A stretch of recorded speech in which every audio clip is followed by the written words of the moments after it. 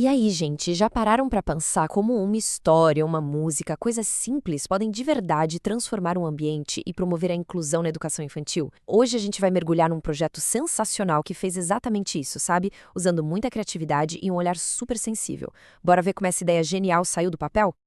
Parece uma pergunta simples, né? Mas no mundo cheio de tecnologia e de métodos super complexos, a gente vai ver que a resposta para um desafio tão gigante como a inclusão pode estar justamente nessas ferramentas, naquelas que conectam as crianças de um jeito genuíno. É essa viagem que a gente vai fazer hoje. Então, o ponto de partida é sacar isso aqui, ó. Inclusão não é só, vamos botar todo mundo na mesma sala e pronto. Não. É sobre construir pontes, sabe? Criar um lugar onde cada criança se sinta não só vista, mas que ela realmente faça parte do grupo. É um trabalho ativo de todo dia. E essa história tem endereço, viu? Não é ficção, não. Aconteceu de verdade lá na creche Nossa Senhora do Socorro, em Mogi das Cruzes, São Paulo. Foi ali, nesse cenário da vida real, que o projeto ganhou corpo e mostrou a que veio. E por que esse número 7 é tão importante para a nossa história? Ele representa o número de crianças na turma com necessidades bem específicas de aprendizagem e comportamento. Só que o grande X da questão era o seguinte: dessas 7, só 2 tinham um laudo, um diagnóstico oficial. E isso quer dizer o quê?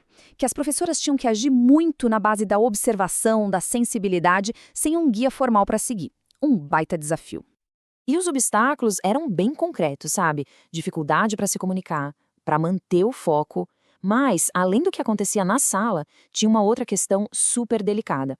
Muitas famílias ficavam com receio de buscar um diagnóstico, talvez por medo do estigma, da incerteza, né? E isso acabava criando mais uma barreira para um trabalho totalmente inclusivo.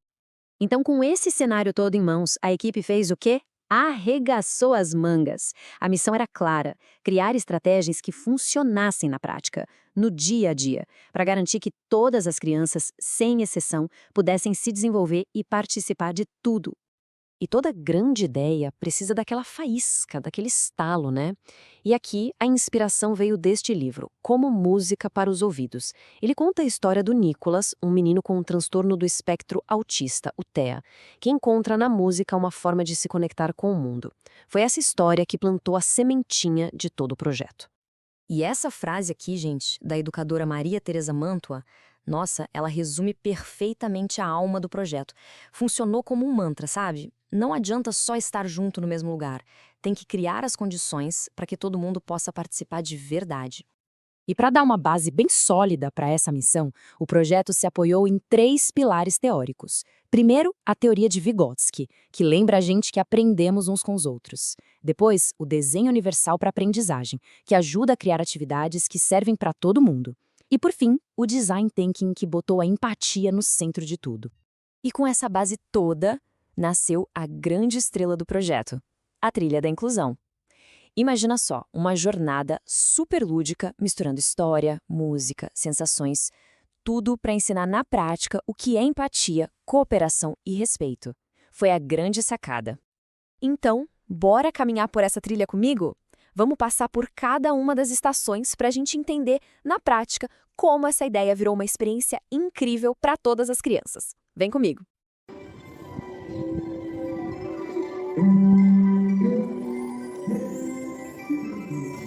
Uma folha qualquer, desenho no sol, e como se fosse de fácil de fazer, como uma pintura, uma mão uma luva, e se posso chover, como a gente não chega no guarda-chuva. Se o menino tinha uma cadeira assim, mas não bateu, no instante imagino, mas ela foi volta do mundo do céu.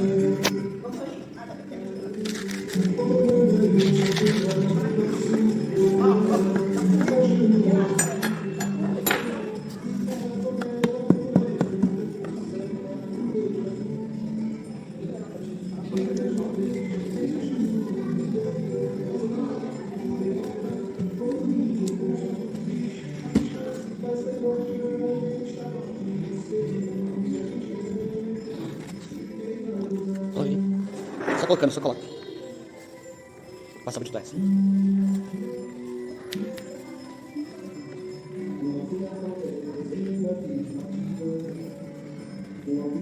Cooperação.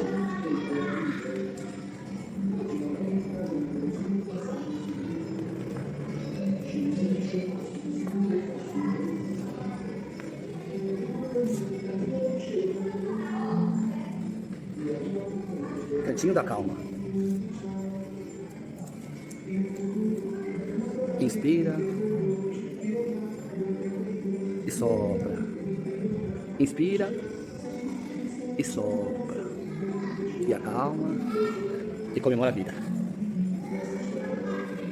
Nossa primeira parada é a estação da empatia. O objetivo aqui era super simples e, ao mesmo tempo, muito poderoso. Criar um clima de confiança, de cuidado, sabe? Preparar o terreno para tudo o que ia acontecer depois. E olha que coisa mais linda como a simplicidade funciona. A atividade começava com as crianças caminhando de mãos dadas, ouvindo uma musiquinha calma.